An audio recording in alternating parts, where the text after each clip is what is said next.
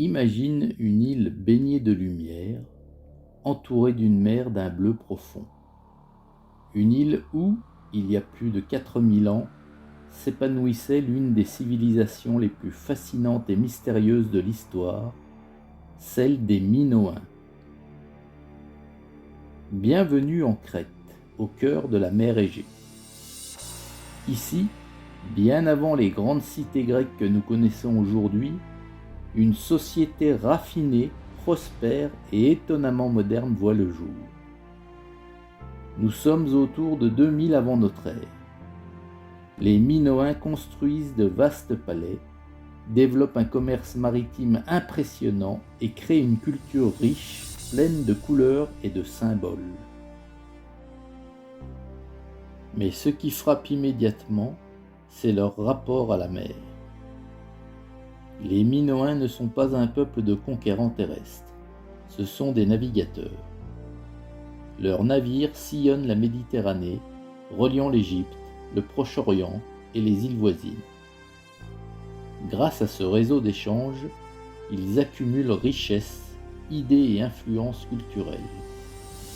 La Crète devient alors un véritable carrefour du monde antique. Au cœur de cette civilisation se dressent d'immenses palais, dont le plus célèbre est celui de Knossos.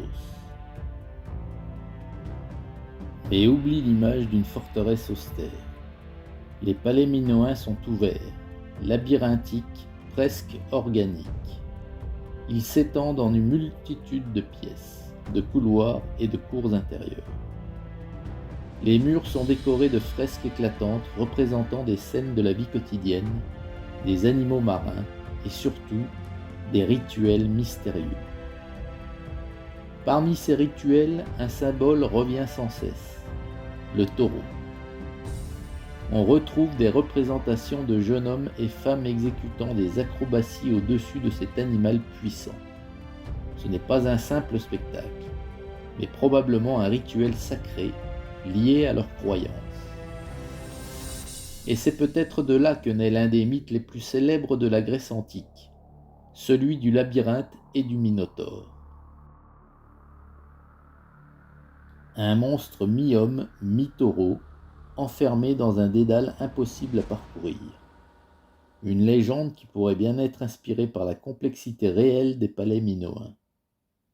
Mais au-delà des mythes, ce qui rend cette civilisation unique, c'est aussi son apparente harmonie. Contrairement à d'autres peuples de l'époque, les Minoens semblent avoir vécu sans grande muraille défensive. Cela suggère une société relativement pacifique, tournée vers le commerce et la culture plutôt que vers la guerre. Les femmes, quant à elles, occupent une place importante dans la société. Elles apparaissent souvent dans l'art, richement vêtues, participant à des cérémonies religieuses. Certaines pourraient même avoir exercé des rôles de pouvoir ou de prêtresse. Mais malgré toute cette splendeur, quelque chose va basculer. Vers 1600 avant notre ère, une catastrophe frappe la région. L'éruption volcanique de l'île de Terra, aujourd'hui Santorin, l'une des plus puissantes de l'histoire. Le ciel s'assombrit, des tsunamis frappent les côtes, les routes commerciales sont bouleversées. Bien que la civilisation minoenne ne disparaisse pas immédiatement, cet événement marque le début de son déclin. Peu à peu, d'autres peuples venus du continent grec prennent le dessus. Les palais sont détruits, abandonnés, et la brillante civilisation minoenne s'efface dans l'ombre de l'histoire. Pendant des millénaires, elle restera oubliée. Jusqu'à ce que, au début du XXe siècle, des archéologues redécouvrent ces vestiges enfouis sous la terre crétoise. Peu à peu, un monde perdu refait surface. Fresques colorées, objets précieux, structures complexes. Mais un mystère demeure encore aujourd'hui. Les Minoens avaient leur propre écriture, appelée le linéaire A. Et malgré tous les efforts des chercheurs, elle n'a toujours pas été déchiffrée. Cela signifie que leur langue, leurs récits, leurs pensées les plus profondes restent silencieux.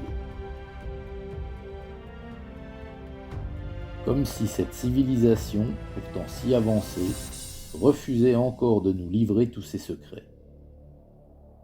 Alors, qui étaient vraiment les Minoens? Une société pacifique et raffinée?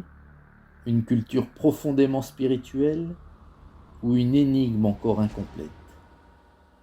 Une chose est certaine, leur héritage continue de fasciner. Et sous le soleil de Crète, entre ruines antiques et légendes, leur histoire murmure encore à ceux qui prennent le temps d'écouter.